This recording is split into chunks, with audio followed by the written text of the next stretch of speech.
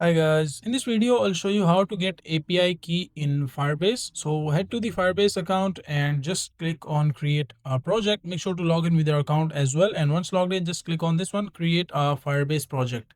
And once you click on it, enter the project name. So you can write down testing one.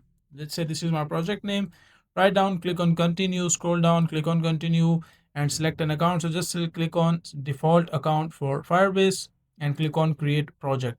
So this might take a few seconds, so let it complete. And once the project is completed, just click on continue. Your Firebase project is ready. And from this option, you will see an option like this one, get started by adding Firebase to your app. So now you can add your app, either you have an iOS app, the Android, or you want to embed with web, the Unity or Flutter, that is your choice. So let's say I want to go with web. So just click on web and just enter my web app. So just write down the name. Let's say I just write John A, like this is my app nickname, and just also click on also set up Firebase hosting for this app. Click on register app and wait until it is completed. After that, just scroll down and click on next. Click on next, scroll down, continue to the console.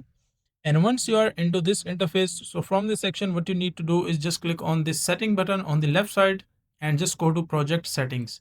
And once you go into project settings, scroll down, and inside this section, which is called your apps, you will see all the apps that are linked, either it is iOS, the Android. So since I connected web apps, so I am seeing this option called web apps.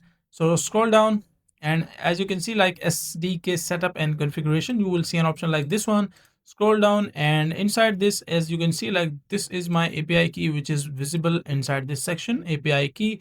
So you will find your API key inside this section. So that is the simple and easy process of how you can do it. Now make sure to like the video and subscribe to the channel if you find this video useful.